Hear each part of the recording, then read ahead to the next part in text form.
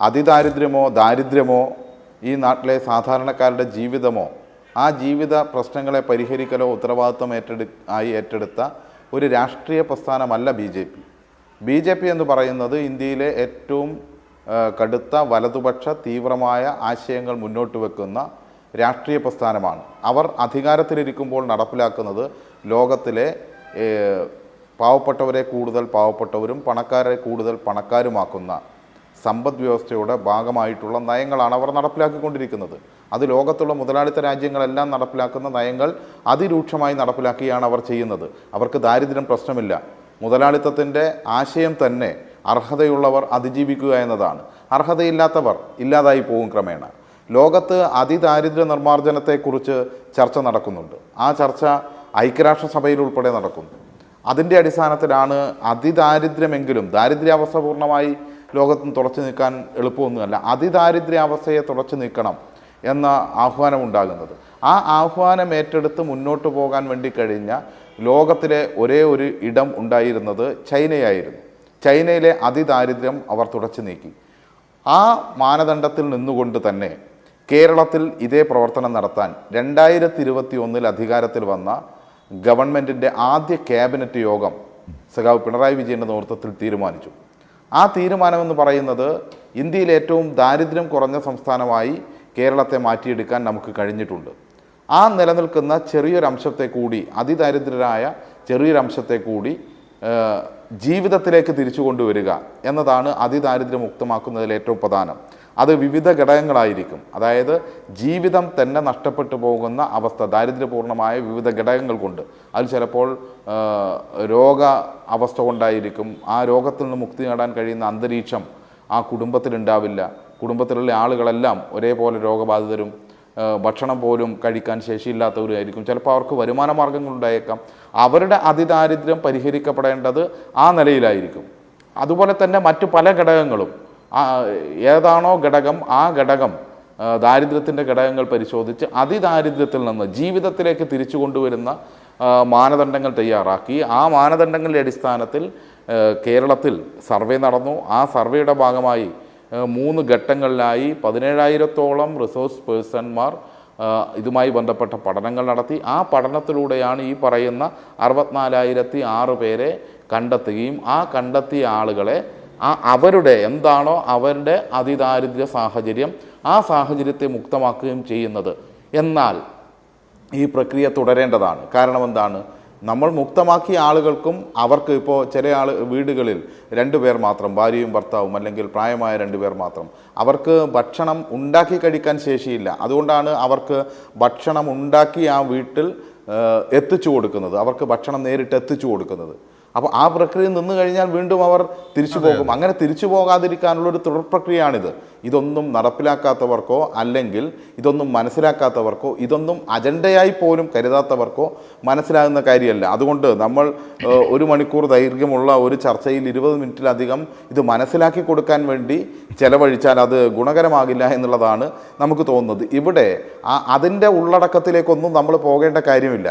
രാജ്യത്ത് ഇപ്പോൾ BJP പ്രതിനിധി പറയുമ്പോൾ അവരുടെ എന്തോ പൊളിറ്റിക്കൽ സ്റ്റേറ്റ്മെൻ്റ് ആണ് എന്നുള്ള നിലയിൽ കാണരുത്. ഇപ്പോൾ നയപ്രഖ്യാപന പ്രസംഗമാണ് നടക്കുന്നതെങ്കിൽ അത് BJP ഗവൺമെൻറ് നയമാണ്. പക്ഷേ പൊതുവെ രാജ്യത്തിൻ്റെ ഒരു സാമ്പത്തിക സ്ഥിതിയെക്കുറിച്ച് അവലോകനം ചെയ്യുന്ന റിപ്പോർട്ടാണ് സാമ്പത്തിക അവലോകന റിപ്പോർട്ട്. ആ സാമ്പത്തിക അവലോകന റിപ്പോർട്ടിൽ അതിദാരിദ്ര്യ നിർമ്മാർജ്ജനം സാധ്യമാക്കിയ ആ പ്രവർത്തനങ്ങൾക്ക് നേതൃത്വം കൊടുത്ത കേരളത്തെ അഭിനന്ദിക്കുന്നു എന്ന് പറയുമ്പോൾ അതിന് മറ്റ് ന്യായീകരണങ്ങൾ കണ്ടെത്തുകയല്ല ചെയ്യേണ്ടത്. മലയാളികൾ എന്നുള്ള നിലയ്ക്ക് നാം എല്ലാവരും അതിൽ ആഹ്ലാദിക്കുകയും അതിൽ സന്തോഷിക്കുകയുമാണ് ചെയ്യേണ്ടത്. ആ സന്തോഷം ഉണ്ടാകാത്തവരാണ് BJPയും കോൺഗ്രസും എന്നുള്ളതാണ് നമ്മുടെ പ്രശ്നം. ഗ്രാമീണ മേഖലയുടെ വികസനത്തെക്കുറിച്ചും സാമൂഹ്യ മുന്നേറ്റത്തെക്കുറിച്ചും കേരളത്തിനുണ്ടായ മുന്നേറ്റത്തെക്കുറിച്ച് പരാമർശിക്കപ്പെടുന്നു. ആ പരാമർശം മലയാളികൾക്കാകെ അഭിമാനമാണ്. അവിടെ മലയാളികൾക്ക് അഭിമാനമായ ആ സാഹചര്യം സൃഷ്ടിച്ച ഗവൺമെൻറ്റിനോട് ജനങ്ങൾക്ക് താല്പര്യം തോന്നും. അതുകൊണ്ട് അതിനെയൊന്നും ഇകഴ്ത്തി കാണിക്കാൻ വേണ്ടി ശ്രമിച്ചതുകൊണ്ട് കാര്യമില്ല എന്നുള്ളത് മാത്രമാണ് ഏറ്റവും ചുരുക്കി അതിൽ പറയാനുള്ളത്. മറ്റ് കാര്യങ്ങളിലേക്ക് ഞാൻ കടക്കുന്നില്ല. യഥാർത്ഥത്തിൽ നമ്മുടെ രാജ്യത്ത് ഏറ്റവും മാതൃകയായി നമുക്ക് മുന്നോട്ട് പോകാൻ വേണ്ടി കഴിയുന്നു. പ്രതിപക്ഷത്തിന് വിഷയത്തിൻ്റെ ദാരിദ്ര്യം കൊണ്ട് വിവാദത്തിലൂടെ കേരളത്തിലെ ഗവൺമെൻറ്റിനെയും ഈ സംവിധാനങ്ങളെയും ഇകഴ്ത്താമോ എന്നാണ് അവർ ശ്രമിക്കുന്നത്. അതിനവരെ ആവോളം പിന്തുണയ്ക്കാൻ കഴിയുന്ന മാധ്യമങ്ങളുണ്ട്. അതിൻ്റെ ഏറ്റവും പ്രത്യക്ഷമായി ഇന്ന് നമ്മുടെ മുന്നിൽ നിൽക്കുന്ന ഒരു ഉദാഹരണമാണ് ഈ കോവിഡ് കാലത്ത് ഡാറ്റ വിറ്റു എന്ന് പറഞ്ഞ് സ്പ്രിംഗ്ലർ വിഷയം വലിയ തോതിൽ ചർച്ച ചെയ്തല്ലോ. കേരളത്തിലെ ചില മാധ്യമപ്രവർത്തകരെല്ലാം ആഞ്ഞടിക്കുകയായിരുന്നു UDF വേണ്ടി, BJPക്ക് വേണ്ടിയെല്ലാം. ഇവരെല്ലാവരും കേസിന് പോയല്ലോ. ഇപ്പോഴത്തെ പ്രതിപക്ഷ നേതാവും പഴയ പ്രതിപക്ഷ നേതാവും BJPയുടെ സംസ്ഥാന അധ്യക്ഷൻ K. സുരേന്ദ്രൻ ഉൾപ്പെടെയുള്ള ആളുകൾ കേസ് പോയി. ഡാറ്റ ചോർന്നിട്ടില്ല, ഡാറ്റ ചോർത്തുക എന്ന ഉദ്ദേശം സർക്കാരിനുണ്ടായിട്ടില്ല എന്ന് പറഞ്ഞുകൊണ്ട് കൃത്യമായി പോസിറ്റീവായി ഗവൺമെൻറ് ചെയ്ത കാര്യങ്ങൾ എടുത്തുകൊണ്ട് കോടതി ആ വിഷയം തള്ളിക്കളഞ്ഞപ്പോൾ അന്ന് വാചാലരായ മാധ്യമപ്രവർത്തകർക്കൊന്നും പറയാനില്ല. അപ്പോൾ ഇതാണ് വിഷയം. വിഷയങ്ങൾ ഓരോന്നും ഇങ്ങനെ ഉയർത്തിക്കൊണ്ടുവരുന്നു. അതിൻ്റെ പര്യവസാനം എന്ത് എന്ന് ആലോചിക്കുന്നില്ല. കോടതിയിൽ നിത്യേന ഇവർക്ക് തിരിച്ചടി ലഭിച്ചുകൊണ്ടിരിക്കുന്നു.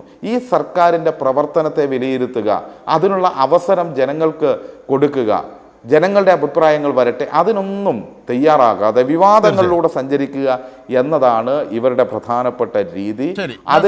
അതിന് നാം കാണേണ്ടത് ഇപ്പോൾ ചില കാര്യങ്ങൾ അജിൻസ് പറയേണ്ടതുണ്ട്. കാരണം ഞാൻ പറയാം, അജിൻസ് അങ്ങനെയല്ല, അങ്ങനെ തിരിച്ചെത്തിയാൽ പോരാ. കാരണം കുറച്ചധികം സമയം, ഇപ്പോൾ 20 മിനിറ്റ് സമയം BJP പ്രതിനിധിയുമായിട്ടാണ് ഈ ചർച്ചയിൽ ചെലവഴിച്ചത്. ഏതാണ്ട് സാമാന്യമായി കുറച്ച് സമയം കൂടി എനിക്ക് അനുവദിക്കണമെന്ന് ഞാൻ താങ്കളോട് അഭ്യർത്ഥിക്കുകയാണ്. ഒന്ന്, ഇവിടെ ഇത്തരം വികസനത്തെക്കുറിച്ചും സാമൂഹ്യക്ഷേമത്തെക്കുറിച്ചുമെല്ലാം ചർച്ചയുണ്ടാകുന്നത് എന്തുകൊണ്ടാണ്? അത്തരത്തിലൊരു ഗവൺമെൻറ് ഇവിടെയുണ്ട് എന്നുള്ളതുകൊണ്ടല്ലേ. നമ്മുടെ കേരളത്തിൽ ബുൾഡോസറുകൾ കടന്നു വരുന്നില്ലല്ലോ. ബുൾഡോസറുകൾ വന്ന് ചേരികൾ നികത്തിക്കളയുന്ന പ്രദേശമല്ല കേരളം. G8 ഉച്ചകോടി ഇന്ത്യയുടെ തലസ്ഥാനമായ ഡൽഹിയിൽ നടക്കുമ്പോൾ മോദി ചെയ്തത് മതിലുകൾ കെട്ടിയും ടാർപോളിൻ കെട്ടിയും ചേരികൾ മറച്ചതാണ്. പക്ഷേ കേരളത്തിലെ പിണറായി വിജയൻ്റെ സർക്കാർ ചെയ്യുന്നത് ചേരികൾ മതിലുകൾ കെട്ടി മറയ്ക്കുകയല്ല. ആ ചേരികളിൽ നിന്ന് മനുഷ്യരെ വാനോളം ഉയർത്തി അവരുടെ സ്വപ്നങ്ങളെക്കാൾ വലിയ ഫ്ലാറ്റുകൾ നിർമ്മിച്ച് അവരെ താമസിപ്പിക്കുകയാണ്. ഇന്ത്യയിൽ എവിടെയാണുള്ളത്?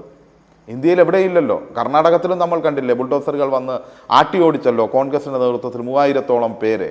ആ മനുഷ്യർ ഇപ്പോൾ തെരുവിൽ എവിടെയാണ് എന്ന് അറിയുന്നു പോലുമില്ലല്ലോ. അവരെക്കുറിച്ച് ആരെങ്കിലും സംസാരിക്കുന്നുണ്ടോ? അവർക്ക് വേണ്ടി ശബ്ദിക്കാൻ ഇവിടെ ആരുണ്ട് എന്ന ചോദ്യമില്ലേ? കേരളത്തിലാണെങ്കിൽ അങ്ങനെ ഒരു ബുൾഡോസർ വെച്ച് ആളുകളെ ഇങ്ങനെ ആട്ടിപ്പായിക്കാൻ വേണ്ടി പറ്റുമോ? ഒരു മനുഷ്യനാണെങ്കിൽ ആ മനുഷ്യനെ കുറിച്ച് ചർച്ച ചെയ്യാൻ കഴിയുന്ന സാമൂഹ്യാന്തരീക്ഷത്തിലേക്ക് കേരളം മാറിയതെങ്ങനെയാണ്? മാറ്റിയത് ഈ ഇടതുപക്ഷത്തിന്റെ സമീപനങ്ങൾ കൊണ്ടല്ലേ. ബജറ്റിലുടനീളം അത് കാണാമല്ലോ. ബജറ്റിൽ അത് നമ്മൾ കാണുന്നുണ്ടല്ലോ. അതായത് വികസനത്തിന്റെ തുടർച്ചയുണ്ടാകും, ക്ഷേമത്തിന്റെ തുടർച്ചയുണ്ടാകും, കരുതലിന്റെ തുടർച്ചയുണ്ടാകും. ആ തുടർച്ചയാണ് എന്ത് ചെയ്യുന്നത് ഇവിടെ മുന്നോട്ട് വെക്കുന്നത്. ഇവിടെ പുറകോട്ട് പോകാൻ കേരളത്തിന് കഴിയില്ല. സാമൂഹ്യ സുരക്ഷയുടെ കാര്യത്തിൽ, ഇപ്പോൾ അതിദാരിദ്ര്യത്തിൻ്റെ കാര്യത്തിൽ മാത്രമല്ല, സാമൂഹ്യ സുരക്ഷിതത്വത്തിൻ്റെ കാര്യത്തിൽ രാജ്യത്തെ ഏറ്റവും മികച്ച സംസ്ഥാനമായി കേരളം നിൽക്കുകയാണ്. അത് തനിയെ നിൽക്കുന്നതല്ല. കുട്ടികൾ സ്കൂളിൽ പോകാത്ത ഗുജറാത്തും UPയും ബീഹാറും ഇന്ത്യൻ സംസ്ഥാനങ്ങളും നിൽക്കുന്നിടത്ത് ഇവിടെ ഡിഗ്രി വരെയുള്ള വിദ്യാഭ്യാസം സൗജന്യമാകുന്ന ഒരു കേരളമുണ്ട്. ആ കേരളം ഇടതുപക്ഷത്തിന്റെ കേരളമാണ്. മറ്റൊരിടത്തും അത് കാണാൻ വേണ്ടി കഴിയില്ല. പട്ടിണി കിടന്ന് മനുഷ്യൻ ഭക്ഷണത്തിന് വേണ്ടി അലയുന്ന മറ്റൊരു ഭൂപ്രദേശം നമുക്ക് ഇന്ത്യയിൽ കാണാം, പക്ഷേ കേരളത്തിൽ കാണില്ല. അത് പറയാൻ കേരളത്തിന്റെ മുഖ്യമന്ത്രി കഴിയും. കാസർഗോഡ് മുതൽ തിരുവനന്തപുരം വരെയുള്ള എവിടെയെങ്കിലും ഇന്ന് ഞാൻ ഭക്ഷണം കഴിച്ചിട്ടില്ല എന്ന് ഒരു മലയാളി പറയില്ല.